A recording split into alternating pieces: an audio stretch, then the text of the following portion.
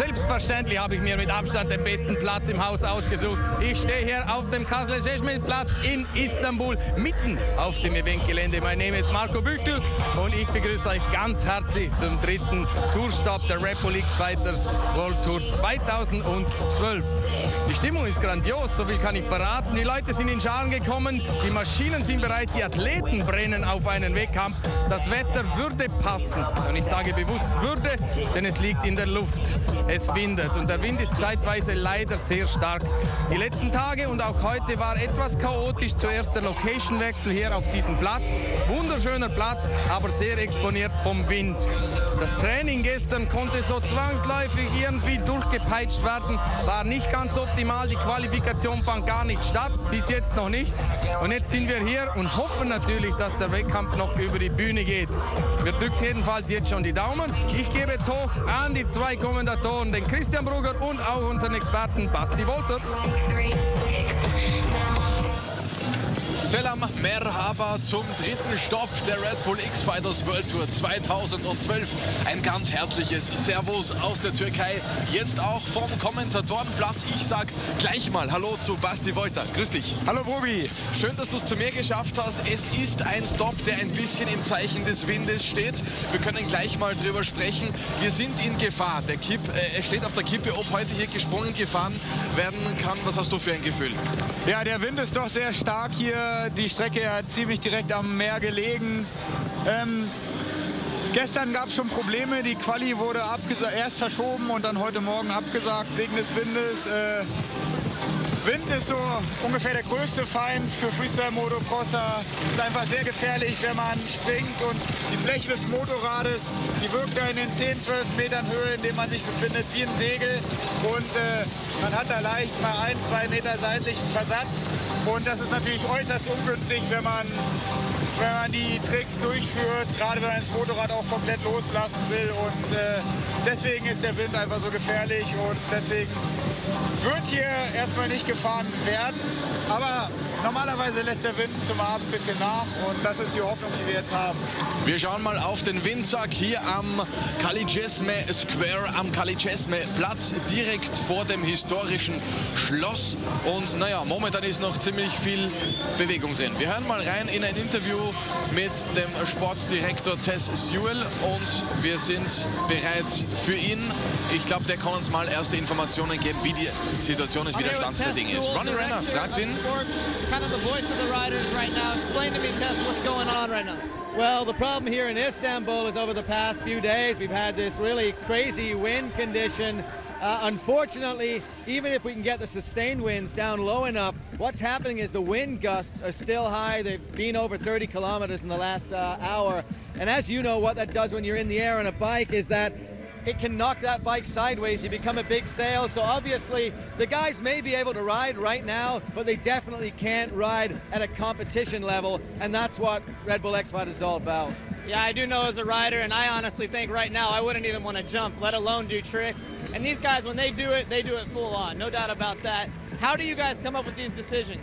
Well, we do it as a collaboration with the riders. We've had the guys out here all night long. We've been checking, taking them out, going on the landings and actually physically checking the wind conditions with a handheld anemometer as well as our instruments that we have up high on the big screens. But all the guys want to do is ride. There's a massive crowd of people here in Istanbul that just want to see some freestyle motocross and 12 freestyle motocrossers that just want to celebrate the sport with the fans. So we're on hold, but we haven't called it yet. We know that at nighttime the wind drops here. It has every night so far. So, you know, fingers crossed, and hopefully it's going to work tonight. So that's pretty much the next decision.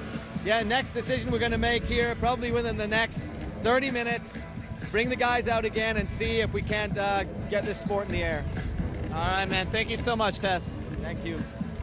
Well, we heard it directly from the sports director, Tess Sewell, the man who is the voice of the riders. In this case, he's the liaison between the organizers of the event and the riders. And I mean, this is really about rider safety in this case, because these guys, they risk their lives every time they head out onto these ramps and go into the air, even in the best conditions. And these conditions are not optimal for this kind of a sport. As we take a look down at Wes Agee in the riders' paddocks getting ready, and I tell you what, these guys, you know they're itching, because you've been there before, Andy. They want to ride. Well, they've traveled halfway around the world. They've been here suffering jet lag and different food and sleepless nights and all the different things that come with traveling to a freestyle motocross competition around the world. And all they want to do is the one thing they came to do, and that is ride their motorcycles, compete against their friends, their colleagues, and throw down for this crowd. We saw a couple wide shots that showed this crowd. There is thousands of people here. Look at the castle in the background. This place is absolutely beautiful. What an amazing job Red Bull has done to put on this contest here. And unfortunately, we are not going to have Mother Nature cooperate with us right now. So we're gonna lead back into, we're gonna check out what happened in Dubai here a couple months ago.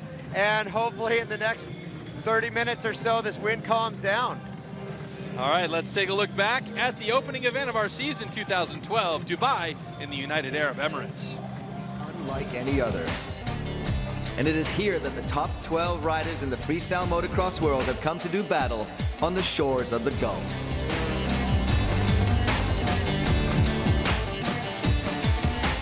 JBR Beach is the coolest spot in town on any weekend, a melting pot where people of all cultures come together. But tonight, it's transformed into an arena where 20,000 people celebrate the sport of freestyle motocross. Danny Torres, the winner in Dubai last year and the 2011 champion, was up against Levi Sherwood in the quarterfinals. But an uncharacteristic mistake by Torres gave Sherwood the win and the advance to the semifinals. Semifinal number 1 was Javier Viejas of Chile against Rob Adelberg of Australia. Viejas on form, putting in a great show for the fans. Then Adelberg took to the course. 3 outings in Red Bull X-Fighters have resulted in 3 crashes, but not tonight, because Adelberg would advance to the finals. It's blown out of the room. The people has just boosted my confidence, and my riding's been absolutely awesome. I'm really happy with myself, and the worst I can do is second now, so it's my best finish at X-Fighters, and who knows, you might see me on the top spot. Semi-final number 2 was a matchup between Australia's Josh Sheehan and Levi Sherwood. Sheehan, coming off shoulder surgery, showed all of his strength, power, and grace aboard the mighty 4-stroke machine.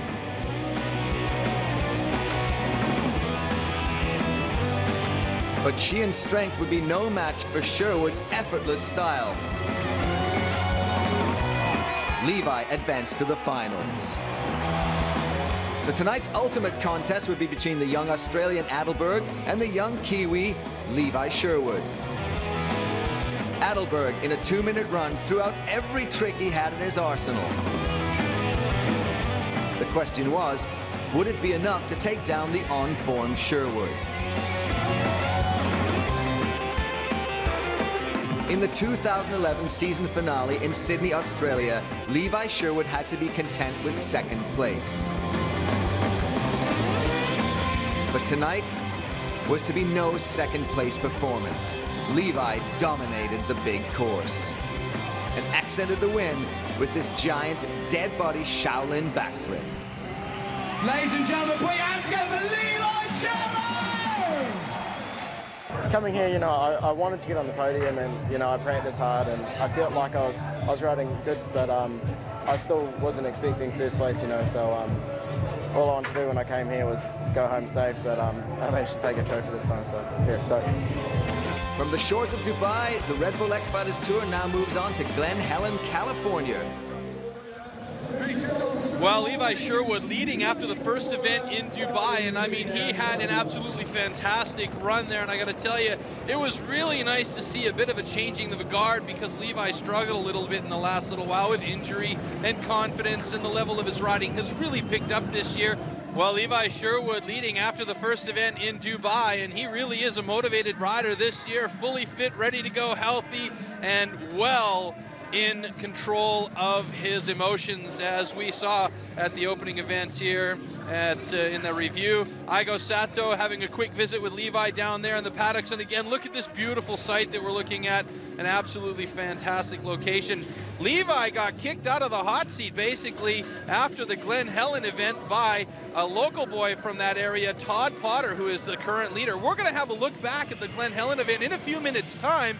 Before then, we're going to go down to our expert, Andy Bell, who is going to be with Ronnie Renner.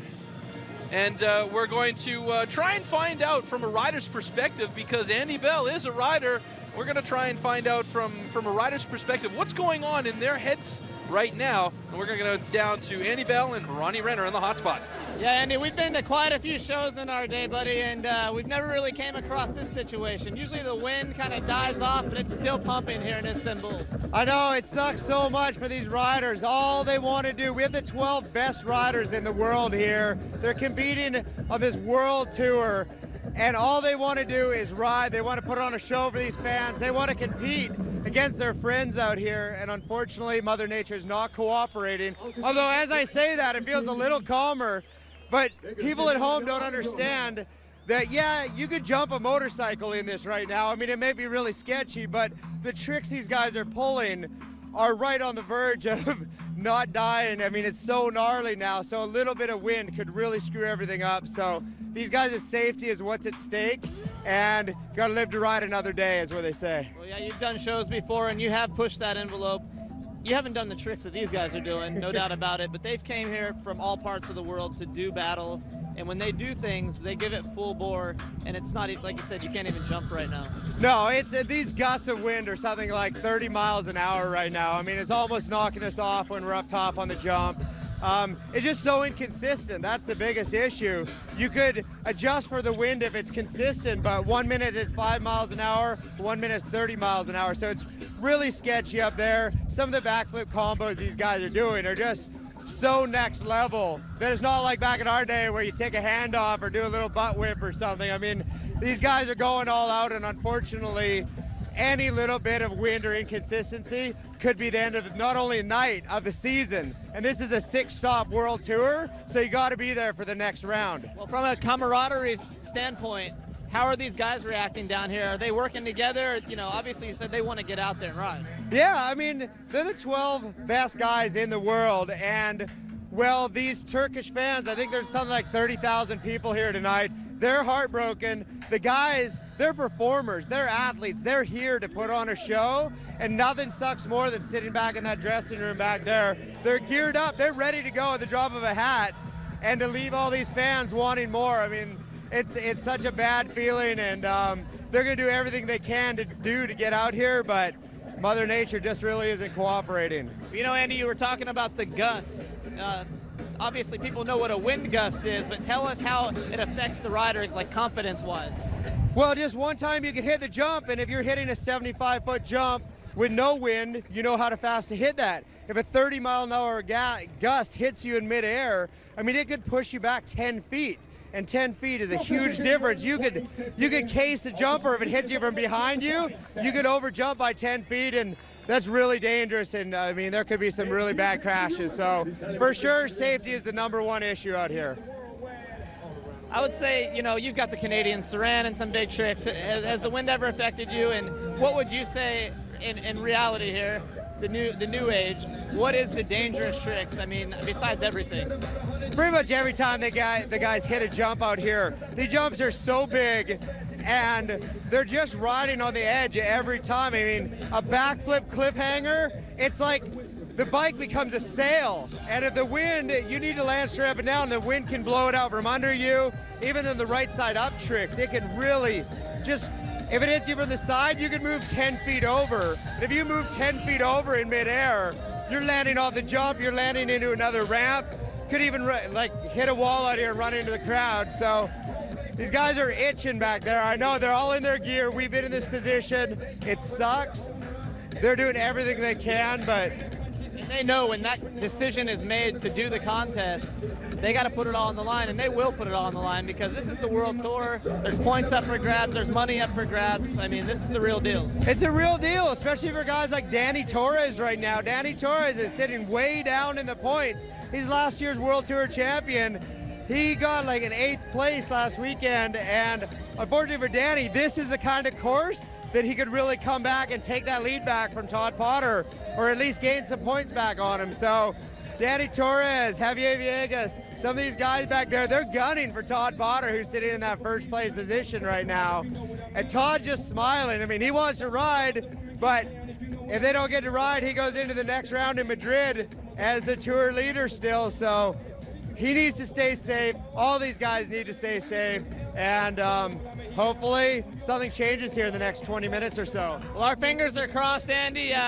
We got guys battling it out, and they need those points, and this is serious business. So we're gonna hold tight. We're gonna see what the next decision is here soon. Thanks a lot. All right, thanks guys. Good luck. All right, fingers crossed for this wind to drop down. It has slowed down ever so slightly, but not quite enough to warrant us sending these guys out into the fray. We're gonna wait for Andy Bell to come back up here and join me in the box, and we're gonna take a look at the windsock. You can see it is full. No real fluttering going on there with the windsock. And look at this crowd. Oh, it's so disappointing to have this many people here and not be able to really please them with some fantastic riding, which is what they were expecting, is what we have seen all year long so far. Andy, when he was down there talking with Ronnie, mentioned Todd Potter. We're taking a look at Todd right there next to Thomas Pages. Todd took over the lead of this tour in Glen Helen, California, on what is arguably the biggest course in the history of the Red Bull X Fighters World Tour, with an absolutely massive main stage jump and, of course, the infamous step up and step down. And it was really an area where Todd Potter took control. And we're going to take a look back at the Glen Helen event right now. Glen Helen, California is the setting for the second stop in the Red Bull X Fighters World Tour. The famous national motocross track at Glen Helen is the heart and soul of California motocross. And motocross is the roots of freestyle, where showing off to the fans on the finish line became the birth of a whole new sport. This week, Glen Helen is transformed as the biggest freestyle motocross course ever is carved out of the California hillside for the 12 best in the world to do battle. 2011 series champion Danny Torres was still nursing problems with a broken foot, and Levi Sherwood also having trouble on the big California course. But no trouble for local Wes Agee in his first ever outing at a Red Bull X Fighters competition.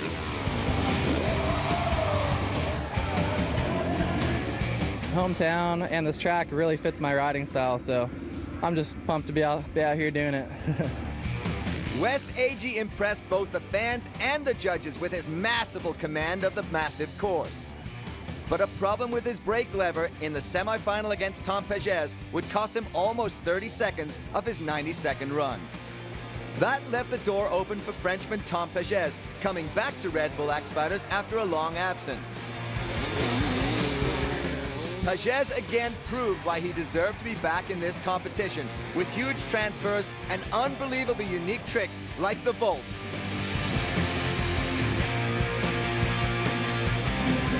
Yeah, I'm just happy now, and I hope to do a good run for the final. At the first stop of the Red Bull X Fighters Tour in Dubai, Chilean Javier Villegas was standing on the podium. But this week, he spent one night in a California hospital with a dislocated shoulder from an accident in training. But this did not show in the semi-final run against Todd Potter, where Javier Villegas put in an amazing run. But this is Todd Potter's neighborhood, and he brought out the big four-stroke Honda and showed the fans just how it's done with this massive flip up the step-up. Potter leaving no doubt in the judges' and fans' mind who deserved to join Pages in the final. Tom Pages made it through to the finals of Red Bull X Fighters Glen Helen, even though he doesn't have a backflip in his arsenal. But he does have massive extensions and tricks that no other rider can do. But it was this, a mistake in attempting the vault, that would be the decisive moment in the final.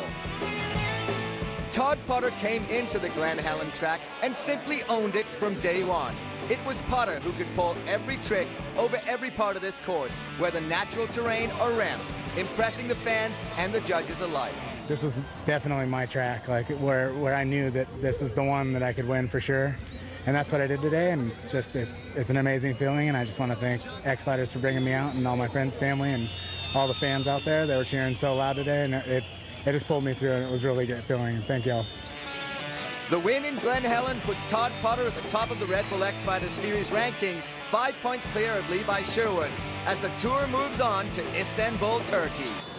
Well, Andy, Todd Potter, definitely, that was his course. He's a wide-open, big country rider, and he came here to Istanbul wearing his playoff beard. That means he's serious.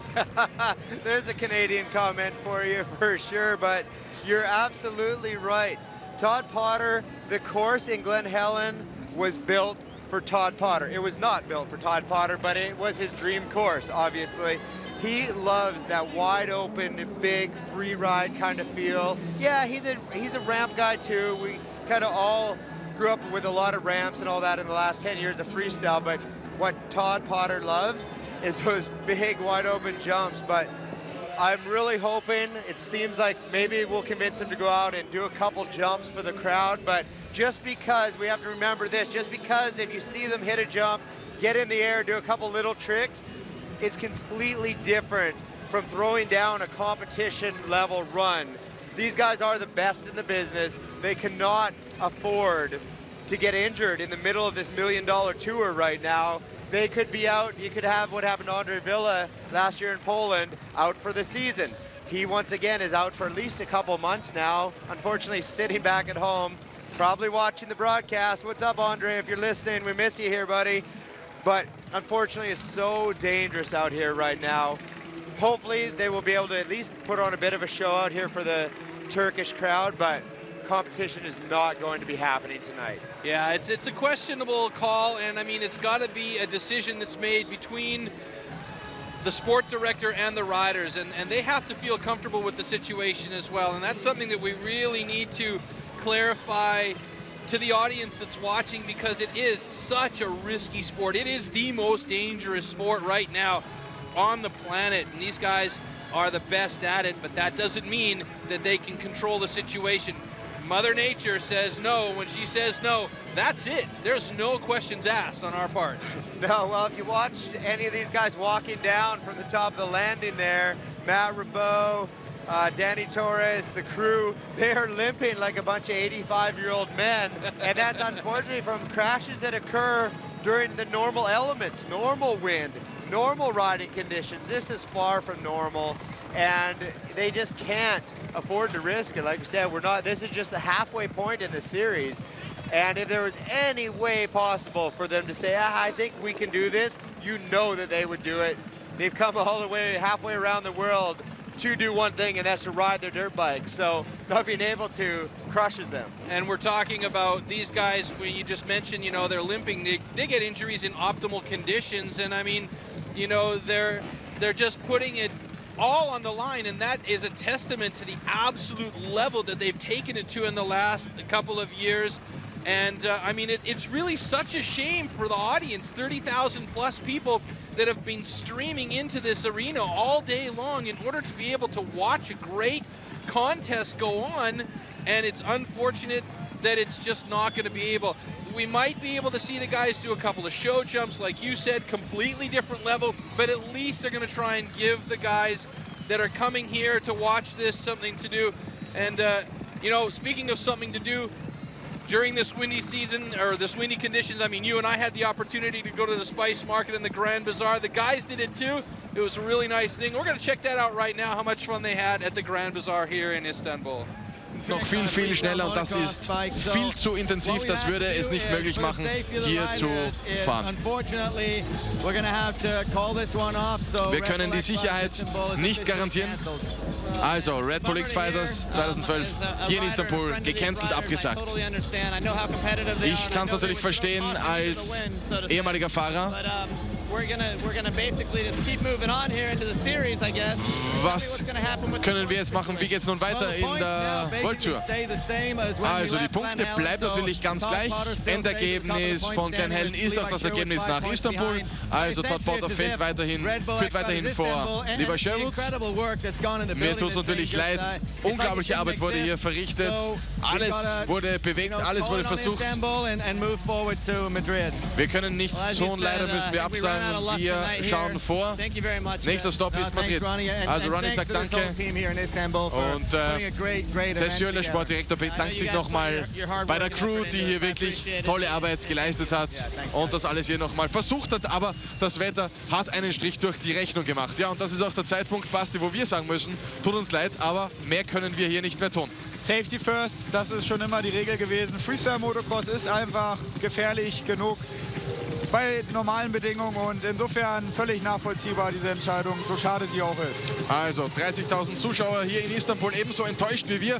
Ich hoffe, Sie, liebe Zuschauer, bleiben uns treu und wir sehen uns dann oder hören uns dann wieder in Madrid. Das wird dann sicher funktionieren, denn die Plaza de Toros de las Ventas ist windgeschützt. Also dieses Problem haben wir dann nicht mehr. Und mit Bildern vom Wind hier in Istanbul sage ich erstmal Ciao und Servus und gebe nochmal ab zu Marco Büchel. Der sagt Ihnen die wichtigsten Informationen hier aus der Türkei. Machen Sie es gut, Ciao und Servus. Ja, wir haben es gehört, heute findet leider kein Wettkampf statt, obwohl die Athleten ganz spontan entschieden haben, den Zuschauern hier doch noch eine Show zu bieten. Sie machen nicht die ganz schwierigen Sprünge, aber ein bisschen Show muss sein. Die Zuschauer, denen gefällt es wirklich. Wirklich schade, die Sicherheit geht vor, das versteht wohl jeder. An meiner Stelle bleibt mir nur noch der Hinweis auf den nächsten Event. Und das ist am 20. Juli in Madrid. Plaza de Toros de las Ventas. Da ist die Hölle los. Das kann ich heute versprechen. 20. Juli, nicht vergessen. Und für alle deutschsprachigen Fans die Chance, live dabei zu sein. Am 11. August, Olympiastadion in München. Lasst euch das nicht entgehen.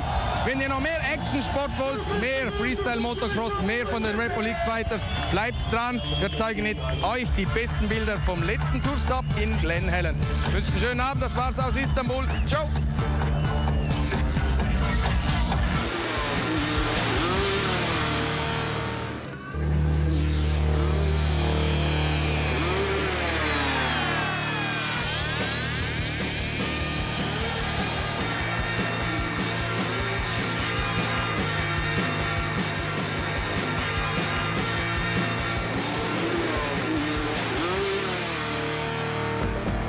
Los Angeles, California, the city of drama, style, and joy.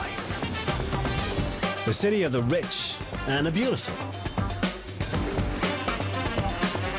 America's second largest city stretches out over a huge distance, and right beyond the city limits lies Glen Helen Raceway.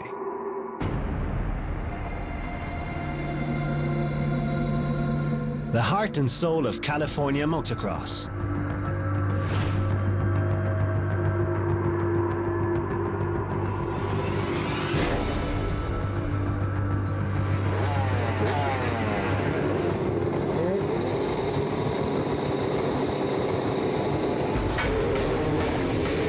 These are the roots of FMX.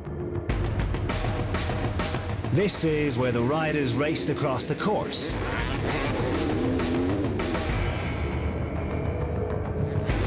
And some crazy guys jumped over the finish line, pulling cool tricks to impress their buddies and the crowd.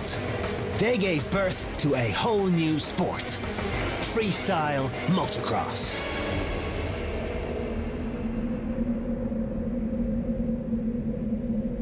It all started right here in Southern California.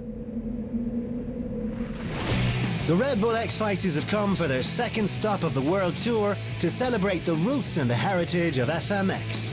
And the Californians join in. Red Bull X-Fighters, Glen Helen! Out here, people don't like the sport. They live it. Yeah, X-Fighters! Right next to Glen Helen Raceway, the biggest FMX track ever. What a stage for the best athletes of the world.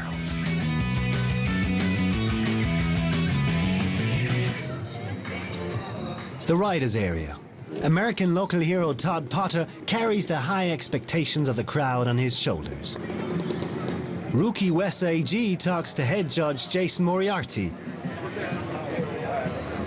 And the World Tour champion Danny Torres gives last autographs.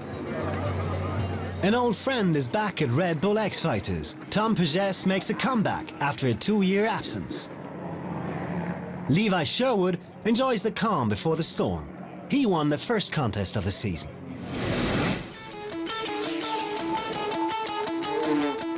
Dubai. The Red Bull X Fighters World Tour kicked off directly on the coolest beach in town. Starts with a backflip Indy. Into a heel clicker. That's a big combo. The man of the night, of the weekend, and of the day, absolutely. Levi Sherwood, nicely done.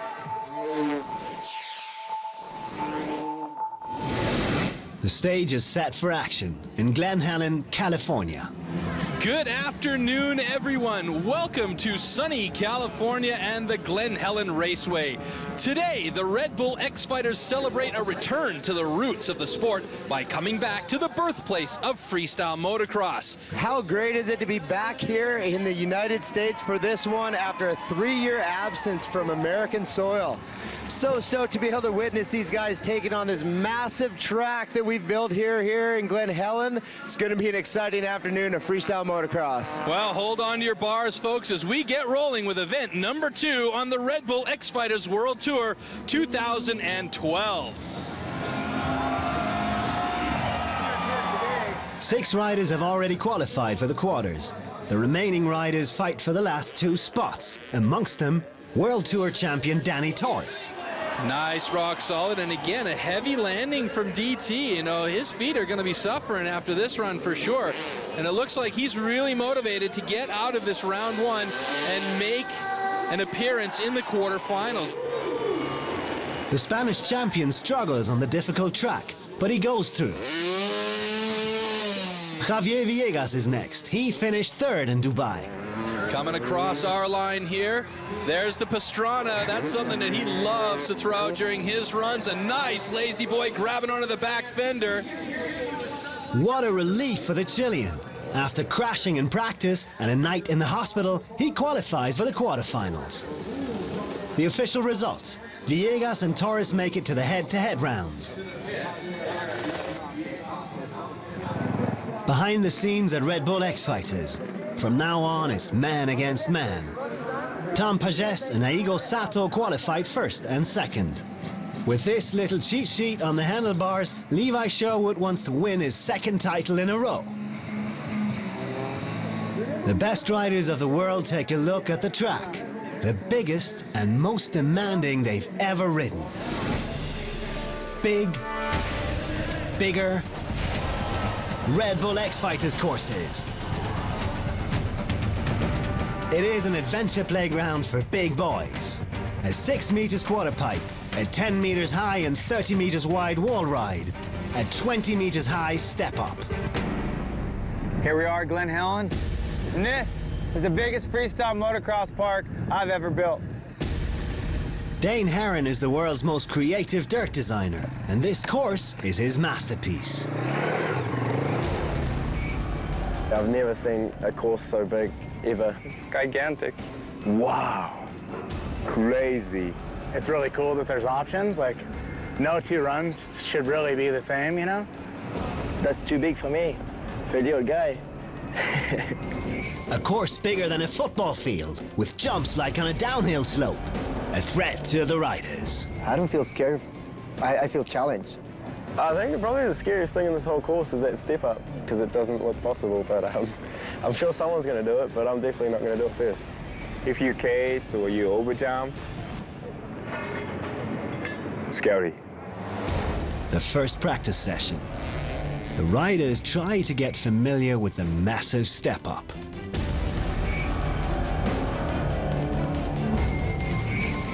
I like it. It's kind of what I grew up doing out here in Southern California, so I think I have a little advantage. Local rookie Wes AG is the first to jump it. there's definitely going to be winners and losers and people with their tail tucked and people with their head high, so. Sato makes it. Torres comes short. And Potter even flips it. I haven't done that, so that's a new one and scary one, but I'm looking forward to it. I actually want to jump up there and see what it's like. Rob Adelberg tries to flip it and fails. He fractures his jaw and is taken to the hospital. And returns just 2 days later to compete on this course. The quarterfinals at Red Bull X Fighters in Glen Helen. Rob Adelberg, the man with a fractured jaw, rides first against Wes Agee. Then it is Potter versus Sherwood, Villegas against Sato, and Torres against Pages. Dubai finalist Rob Adelberg faces local rookie Wes Agee. Robbie Adelberg, second place a few weeks ago in Dubai, which is his best finish ever in Red Bull X Fighters, as we see him start off with a big cliffhanger there. No-handed lander. Nice Indy flip to, I guess we can say that's a bit of a horseshoe, not quite the heel clicker as he goes for the wall ride after that combo trick. Something to really point out, Adelberg is riding with a fractured jaw. Oh, wow, nice side saddle lander as he heads into the bowl after that jump. They have a time limit to get 6 sick tricks out of the way, so they don't have to hustle. They just have to showcase their best 6 tricks. But let's not forget, Andy, that you got to pay attention to that clock a little bit, because we saw 2 riders, in particular Andre Villa in Dubai at the last event, lose that last trick of the 6 sick tricks because he didn't pay attention to the clock. He just didn't pay attention to the clock enough. And the same thing seems like it's happened to Adelberg here. He's only got 5 tricks in the allotted time, so this flip up top of the step-up jump, that is definitely wicked, but unfortunately the judges are not going to give that to him. But Rob Adelberg couldn't care less. He flipped the step-up, exactly the jump he crashed on in the practice session. A big comeback. Too bad his last jump will not count.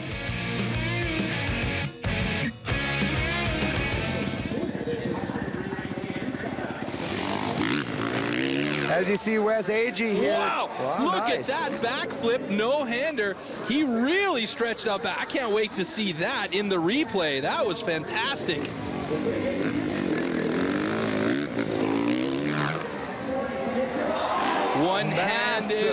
One-handed backflip, heart attack there. Nice high wall ride by Wes. He's looking real good out here. He really gets that backflip heart attack stretched out over vertical. Maybe the best in the business, I have to say. Yeah, that was very nice, and I also really like that flip whip that he just pulled over center stage here. Nice flatliner in. And we see Dane Herron down there, our friend Dane that built all these courses. He just gives Wes the hustle sign with his hand, saying, hey, don't get left out here with one trick left on the clock. Cliffhanger, nice. Kind of expected him to go to the no-hander lander there, and I think maybe you're on the same page with me. A strange choice if you have 6 sick tricks to throw down in a minute 40, a cliffhanger to regular lander. When the backflip Indian air kiss of death to that degree is in your trick bag. Yeah, but he's got a full 6 set on that one, so that's a full pull for Wes Agee. Look at this backflip no-hander, reaching back underneath the fender, almost grabbing that back wheel. Now it's up to the judges. They decide who goes on and who hits the shower. The judging at Red Bull X Fighters is pretty simple. 5 judges look at 5 different criteria. Whoever wins 3 out of 5 judges' votes wins the heat. Mary Perkins from New Zealand compares both riders and their variety of tricks. Jimmy Verburg judges the execution of tricks.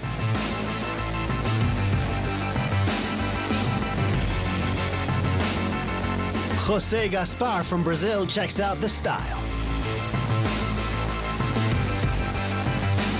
American Drake McElroy counts points for the course use. Alvaro Dal Far from Italy looks at the energy the riders show and share.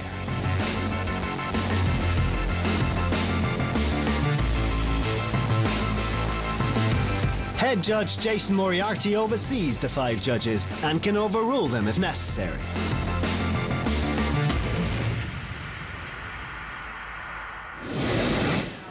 Back on the hot spot, it's Adelberg versus AG. So Variety is going to Wes. He's got the first helmet. This is how we count him down. The first guy to get to 3 helmets moves on. Wes has got 2 so far. To win 3 of the 5 categories when you're in this head-to-head situation, which we're going to be in for the rest of the day. Oh, and Rob Adelberg gets the style helmet, so this could be closer than we think.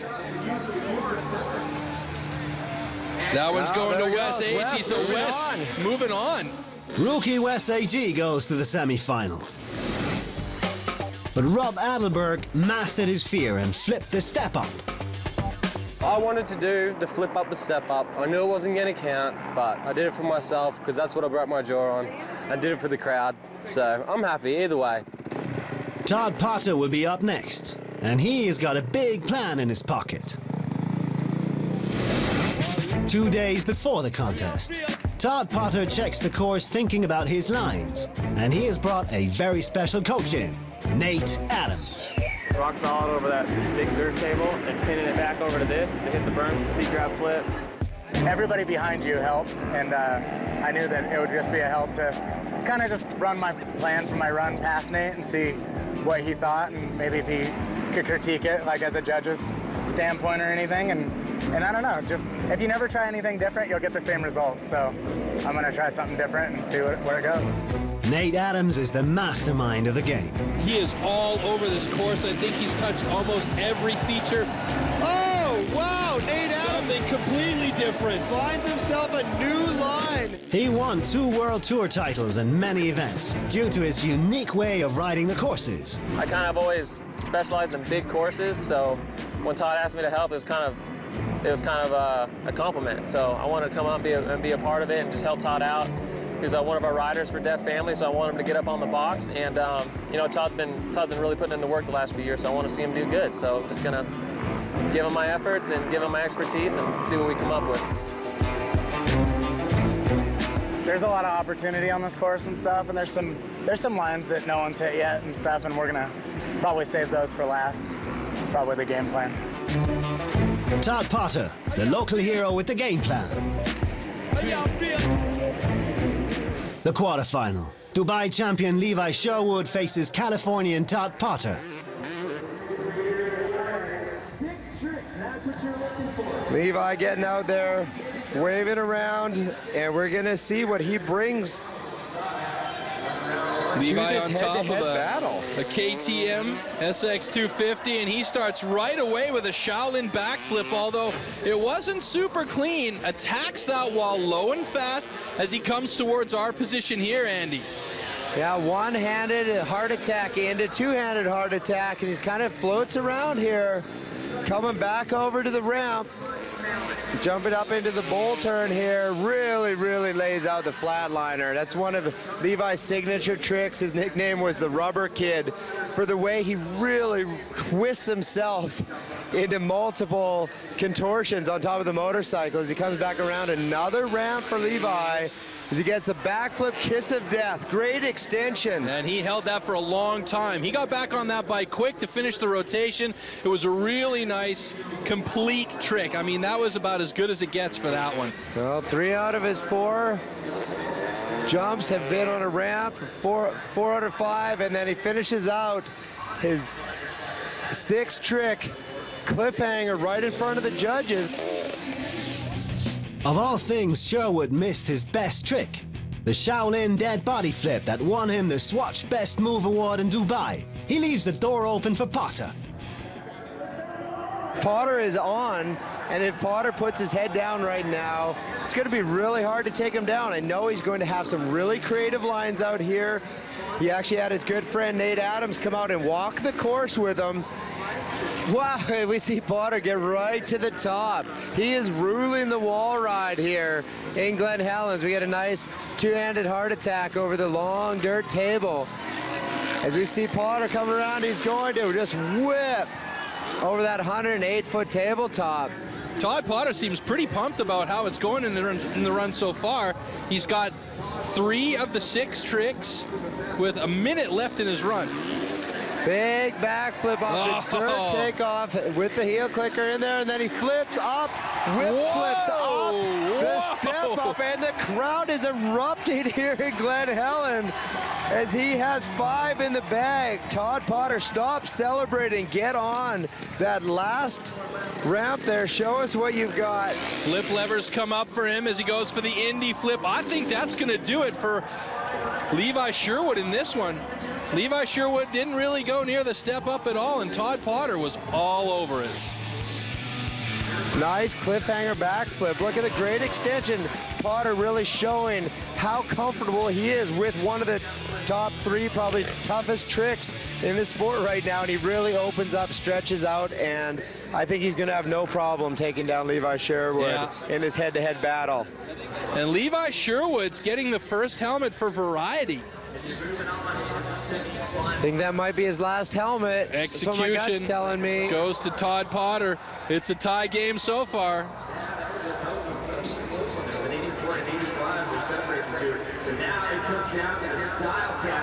Levi Sherwood taking the second helmet in style. This could be close. Well, it is going to be close, I think. Because, of course, we know Todd Potter's got this one without even letting the judges roll that dial slowly. Absolutely smokes him with an 87-83. So it's going to come down to the energy, excitement, and entertainment judge. And that's Alvaro Del Faro right now. If I was still a judge down there, I know who I'd be choosing. I think I would be on the same page as you in this one. Oh my goodness, a 1 point difference separates them. Todd Potter, the local boy, gets the 3 helmets. He eliminates the tour leader and moves on to the semifinals. This is my first semifinal of the X Fighter series. This is my 4th stop ever. So I'm just pumped. Life's good, you know. Javier Villegas is next. Born and raised in Chile, and now conquering the USA. Javier Villegas has lived in the US since 2005. He took the dirt bike to jump from Chile to Cali.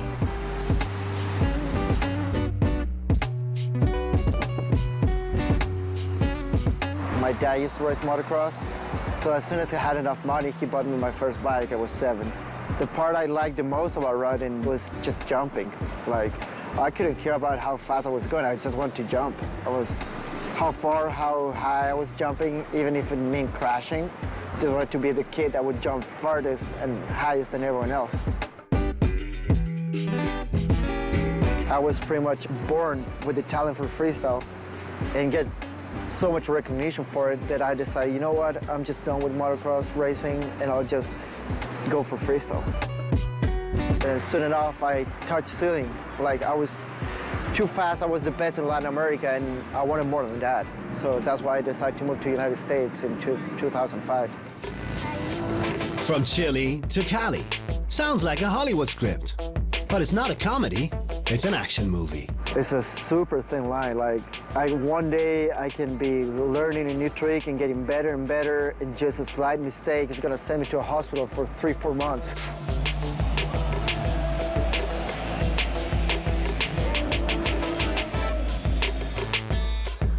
Is there a happy end in sight? I want to be in a podium on Red Bull X Fighters my whole life. Javier Villegas, his first podium at the Red Bull X Fighters. And then I got it, and the next day I was like, yeah, but I wanted to win, actually. I mean, 3rd place, yeah, it's a podium, but I wanted to be on top. So I think the happiness just lasted probably a night, and then I'm ready, and so I'm really hungry to be the best in the world. From Chile to Cali to the top of the world, Javier Villegas is on his way. Javier Villegas faces Aigo Sato in the quarterfinal in Glen Helen. Javier Villegas will be the first to ride. big kiss of death over the 108-foot tabletop over there. That was beautiful, and he is racing right now. He got deep in that long turn to get over to the other side. Now he wants to aim, looks like he's aiming for the ramp that's going to put him in line for the wall ride. Nice. Big Cordova flip, really nice. Got a little bit in the back tire on the landing. Takes a nice high wall ride. I'm not sure if he knows doing over there? What's happening here, but he's got 2 of 6 with some time left. He just wanted to line himself up perfectly for that one-handed Indian air into rock solid. Pops up top, gives the crowd the obligatory fist pump. The obligatory fist pump. And he's actually kind of going to have to hustle here a little bit, Troy. We can't see a clock, but as he does a nice knack backflip into the bowl up top. And he came in late getting back on that bike. But he still has 2 tricks to get out from under himself right now. We can't see a clock, but I know time is winding down as he pulls a nice Superman C-grab Indian air. The Indy flip with the C-grab. And he's got 1 more trick, and it looks like he's going to have enough time to do it. I think he's lining up now. Going center stage. Big. Nice, oh, there it is. yes. There it is. That is the suicide flip no-hander. I love that trick from Javier Villegas. There's that big Cordova flip. And there it is, Look the suicide no-hand flip. He's looking real good. He's looking real good. I'm curious to see how Aigo Sato comes out onto this course, because yesterday when we watched him during the qualification round, starts off the same way as Javier Villegas did. Same jump, same trick, same play. So, and that's a tough call. They're both very similar. As we see Aigo really laying out that wall ride. That does not count as one of his tricks. But here we go. Holy grab. Holy grab. Really nice. Up come the flip levers, or at least one of them, so that could mean that, oh, he's going for the side saddle here. Side saddle takeoff. Watch for this one hand to leave the bar. There it is. The one-handed side saddle Indian air to one-hander lander. Nice. We dubbed that the mouthful yesterday because there's so many combos going on there for Aigo Sato. But variety judge downstairs here. Mary Perkins going to love that. So many different things going on, and nobody else is doing that combination. Cordova flip right in front of us and right in front of the judges. Really nicely executed. So far, I think it's a pretty even run with Javier. I think so too. Big Indian. What's he got? Big. Oh, and he went 4 feet short again.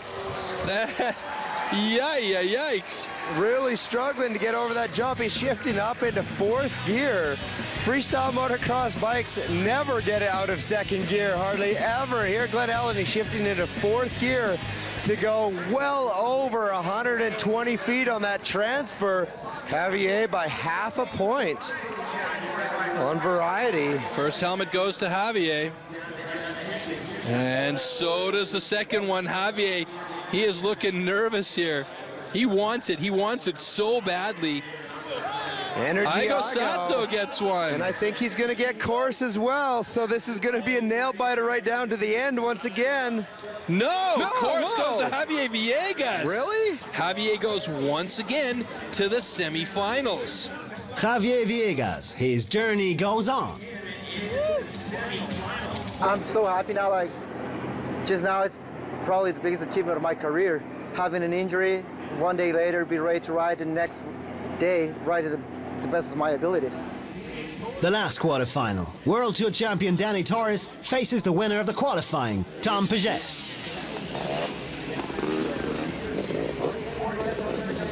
DT, Danny Torres, last year's champion, gets going without stopping. Lazy boy backflip right in front of the judges. These guys are no dummies. They know where the judges sit, and they line up some of their nicest tricks for the perfect view. As we see the cliffhanger into the base jumper, but 2 or 3 feet short, it kind of throws him forward into the bars, and that's not how Danny wanted that trick to end.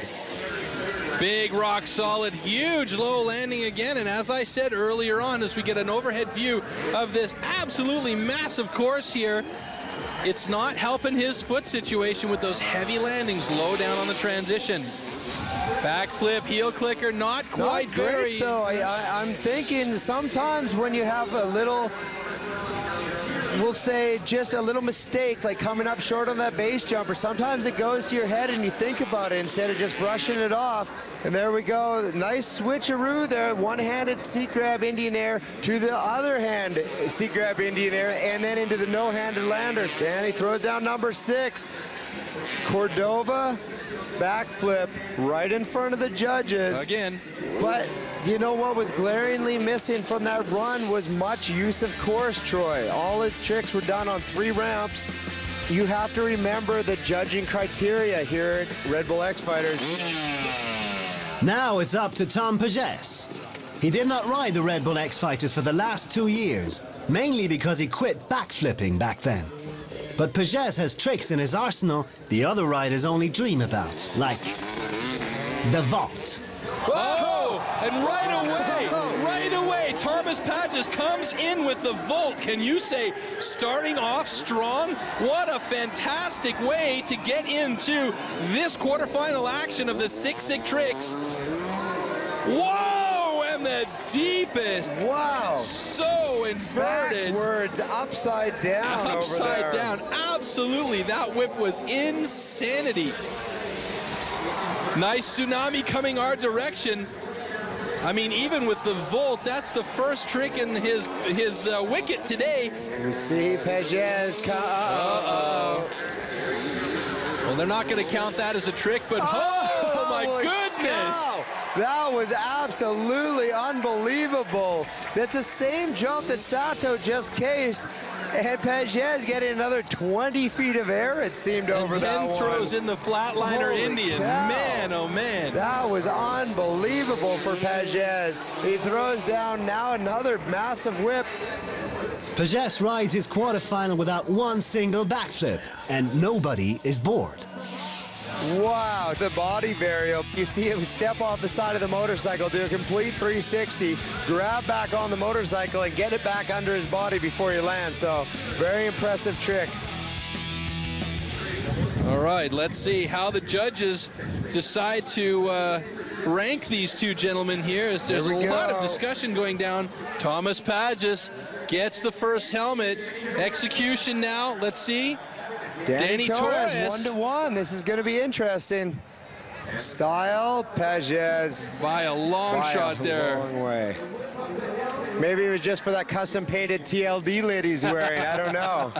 Very possible, Andy. Pages. Thomas Pages eliminates Danny Torres from competition today. Tom Pages, the man without backflips, goes to the semi-final. The day before the contest. While the other riders relax in the hotel, Tom Pages talks to track builder Dane Herron. There are more than 30 dirt takeoffs, but Tom misses one very special ramp for a very special trick. Actually, I'm looking for doing the flare, so there is no jump proper for these tricks for how I'm doing it. Because the quarter pipe is really high and actually like the wrong side. So probably like gonna shape like a quarter pipe, vertical jump, and I would land like this way. So we'll try to make it happen. Frenchman Tom Pages. He's the rider for the most spectacular moments. In Mexico 2008, he tried a double grab flip, crashed spectacularly, and celebrated with the fans.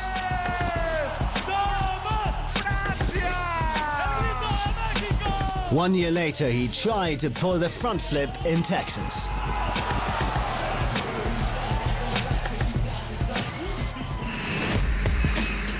Now, the flare, the 540 on a motorcycle, a trick that has been pulled only once in this competition.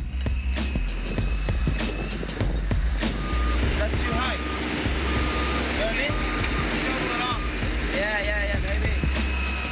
The track builders do their best, but Tom is not happy yet. The morning of the event, Tom Pages has won the qualifying, pulling the vault. But the flare is still on his mind, and the ramp is yet too steep. So he fixes it all by himself. This ramp could lift him into freestyle heaven. Red Bull X Fighters in Glen Helen, California. 4 riders have made it to the semi-finals. Chilean Javier Villegas faces local hero Todd Potter, and the rookie Wes Agee is up against Frenchman Tom Pages. Tom Pages, can he stand the pressure? Pulling the vault again and adding the magnificent flair to his run?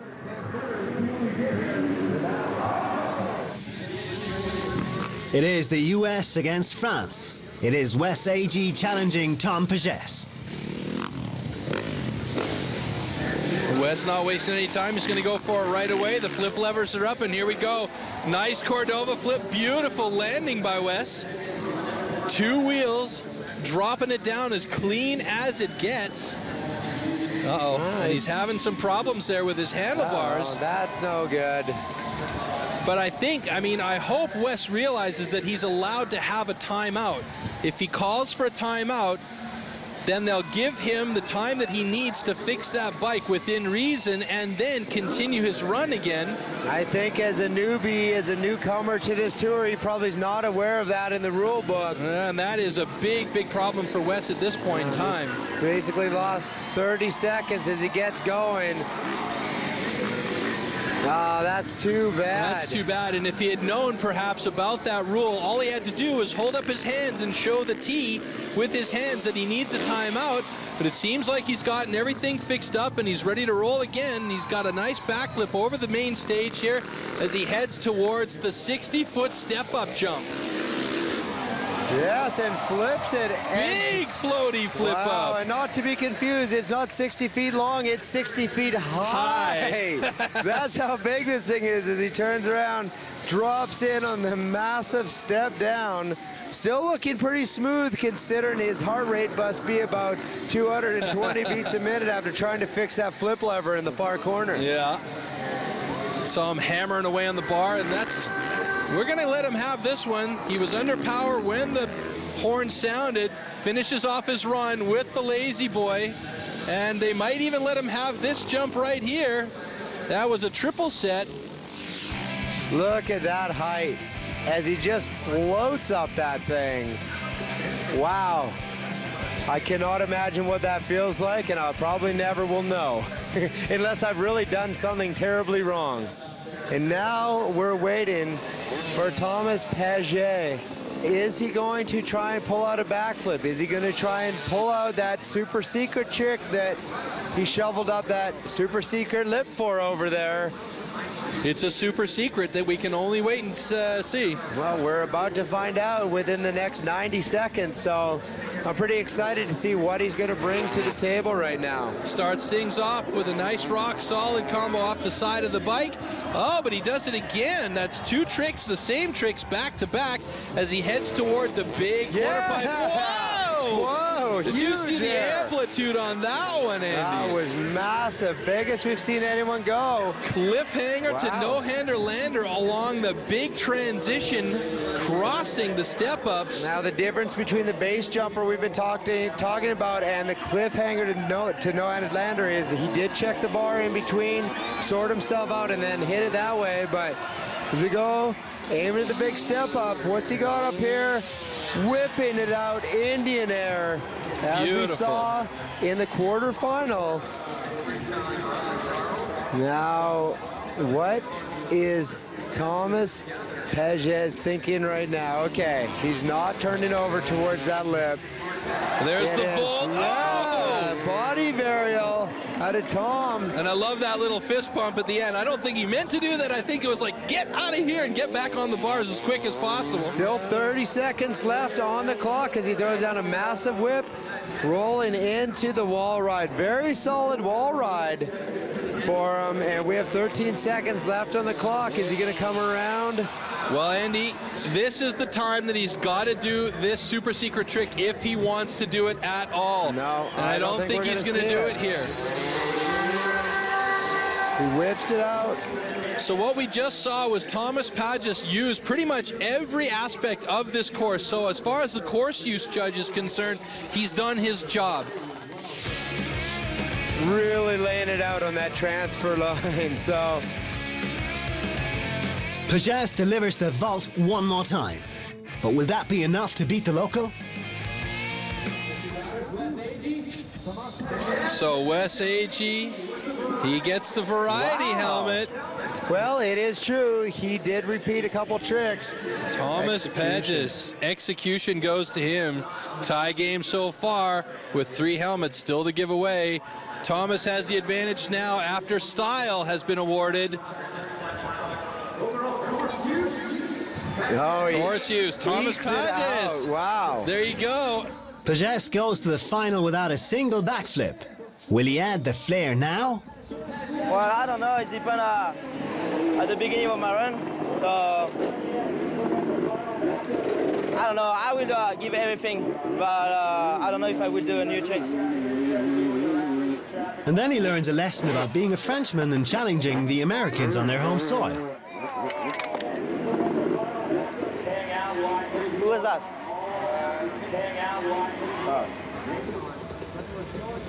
The second semi-final, Javier Villegas versus local hero Todd Potter. Javier Villegas, the first guy to ride, and just reiterating the family aspect of Glen Helen here and how it is so much a family affair with the camping and the kids and everybody coming out just to enjoy the day. And regardless if you ride or not, you can have a good time. And look at this. Wow. Javier Villegas. He wasted no time. No time at all. He took 3 seconds of his 20-second warm-up period and says, no, I'm going. I'm doing this. Here's where flow is going to play a huge role during this run as he comes across our front line here with a nice executioner to rock solid combo. He's going to go for this long cross cut here. He loves that for the ruler kiss of death. Javier really charging this course with this, just the general size of this course. You really are getting these bikes up into 4th and 5th gear, just getting in between the ramps, which really can get dangerous shifting down from 5th to 2nd for the ramp as he gets a big kiss of death Indian air backflip over there. As he rolls into the wall ride, kind of a different style. Doesn't start at the beginning, but looked really nice, got pretty high. Went high and came off of it high as well as he goes for a flatliner coming our direction. And again, 90 seconds for this run, 1 minute 30. A little bit more time as in the quarterfinals, in the semifinals here. Big knack flip as he goes into the bowl. Yellow warning flag is out, indicating 10 seconds remaining in the run. Nice, big kiss of death. That was beautiful. Javier Villegas can be proud of how he performed today. He's going to get no worse than 4th place at this competition. And here we go. There's that really late whip, flip, knack. Look how long he held that, and then he just tweaked at the last minute to get back on the bike in time. All right, Todd Potter, 20 seconds on the clock to warm up, blow out his bike. And he opts to take it to wave to these fans that have been such great fans here. They've been amazing today. Freestyle Absolutely motocross amazing. in California, there's a lot of it, but these people are very rabid fans as Potter gets going with the kiss of death Indian air backflip. Going pretty long though, landing really deep in the landing. Unfortunately, it happened right in front of the judges, so that will be a little mark with the style judge. There's that backflip cliffhanger you talked about earlier, opening up those hips, and whoa! Look at how high he gets on that wall ride. I just love that wall ride from Todd Potter. Nice double grab. He's kind of hustling around, choosing a little bit of a different line. I haven't actually seen that line out of anybody yet, so he's either lost or doing something completely different. Well, there's nothing wrong with being creative, and that's the name of the game here, but it's a strange choice. That was a strange choice and a big detour to get over here with the lazy boy and the nice kiss of death, but... he wanted this ramp here, the quarter pipe. Nice transfer. Airing it out, getting back over here. I think we'll see a flip this time. Yes, we do. Flip knack-knack.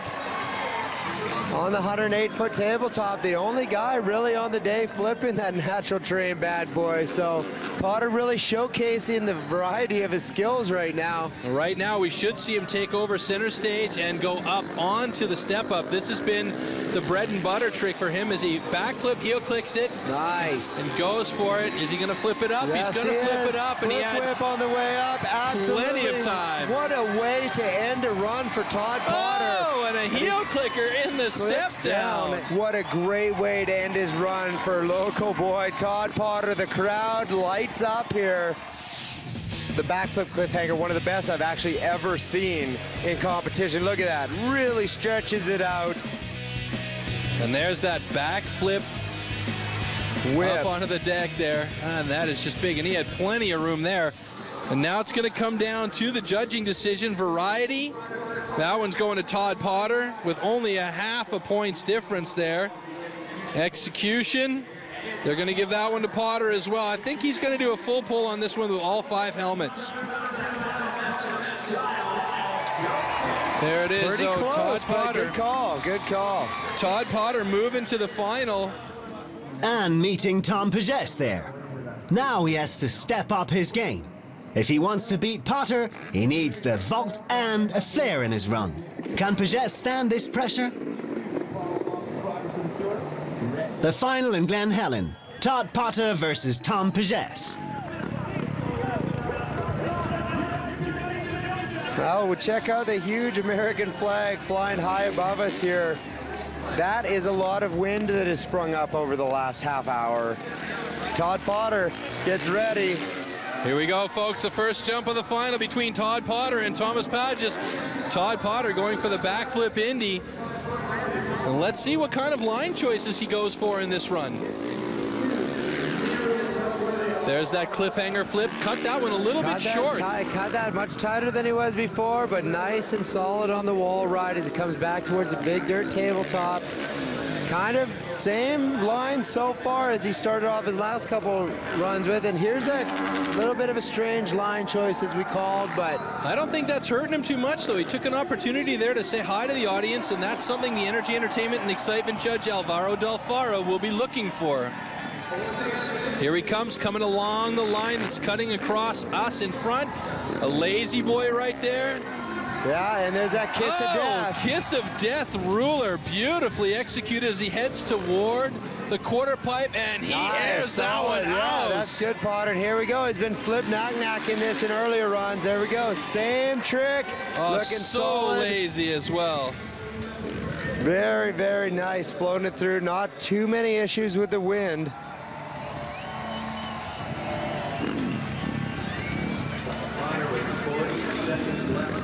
Here he comes going across the main stage. The big backflip heel clicker, really nice landing, good and solid, Step and up we go. Whips it up the step up. Didn't seem to have enough speed on that one, and here we come with the step down. And folks, let's not forget here either, this is a 2-minute long run. This is not just the short run, and he's the first guy we've seen take a main stage drop off of those cartons, those containers on top of the main stage landing area. Big backflip Superman seat grab. Got a little heavy on the front side as he landed. Short, and he kind of just, unfortunately, almost falls apart that last little bit. But as you can hear the wind blowing our microphones right now, that's probably playing havoc with what he's got going on down there. Well, there's that landing that Todd got a little heavy on that backflip. Slipped his hand off of the left handlebar. Now it's Pages time.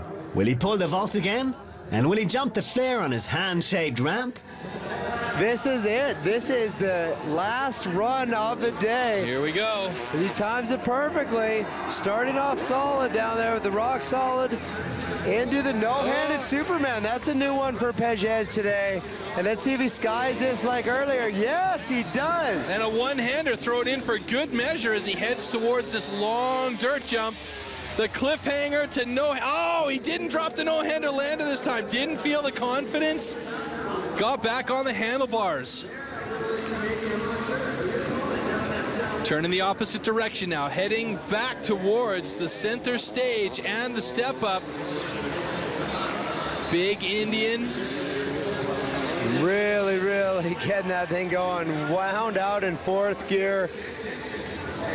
Can hear it winding up as he comes across the course here. No, and I think the way he's touched his helmet there, he's done that every time before the body varial on this ramp. So let's check it out. No! Oh, no! That could be a huge advantage for Todd Potter right there. And Potter's smiling, he's cheering. You never want to see anyone crash, but it's okay to hope that they don't do their best out there for sure. As Pages continues on his way, he'll have some time to get back over here, hit the same ramp, and do the same jump here in a minute. Well, still 40 seconds to go in his run. And he does have that secret weapon as a backup jump if he has enough time to really figure it out and make it happen. 30 seconds here with a huge old school turn down whip coming and looking right back at us here up in the tower of power. What's he got going on? Is this, are we going to see the varial again? No. Oh, the airplane. He says no way, the seat-bound airplane. And I think he's just going to say no, and we may have a we're going to have a first-time winner here on. Oh, whoa! He was way off the bike over there. Cliffhanger for Pages. He's going to air out one time, yes, of the quarter pipe, but we are not going to see the body varial in his final run. We are not going to see his secret trick that he spent so long digging out that lip over there. What a mistake in the final run. Tom Pages does not pull the vault and has no plan B in his pocket. Well, there's no doubt about it. There's a new generation of rider that's made an attack at the Red Bull X Fighters, and we've seen some of the best riders in the world. Todd Potter gets the first helmet for variety. And I think the mistakes that Thomas made on course is going to be costly for him. Execution also going to Todd Potter. Wow, Todd Potter. Style. That one goes to Pages. So they're making it fun for us up here. Thomas Pages gets himself a helmet in this final here in Glen Helen. And course is going to be tight too because they both use the step ups. And they're running it up slow, but it's going to go to Todd Potter.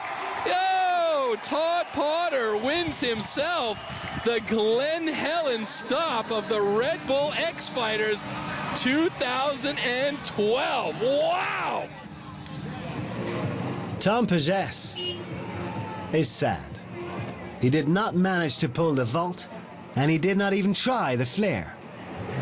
I would have gone if I had no choice, but anyway, without the vault, I knew I was not going to be first, just pointless. Wes Agee, third place today. Congratulations to him. Not bad for his first real competition ever. Second place going to the Frenchman, Thomas Pages. But I'll tell you what, folks, today, Andy, we witnessed a real free ride type of rider take the win here. Todd Potter in top spot here in Glen Helen. Todd Potter wins the trophy and 100 precious points for the overall ranking. Pages claims 80, Wes Agee 65 points.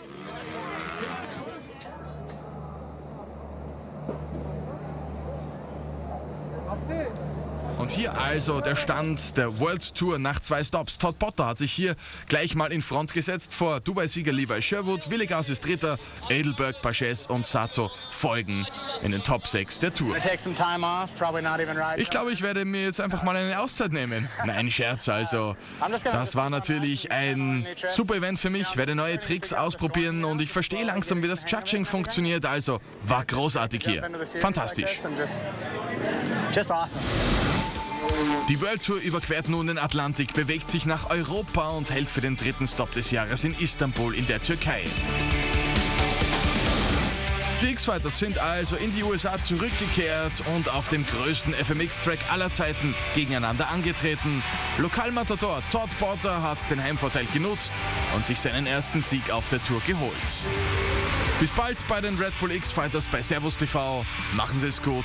Ciao.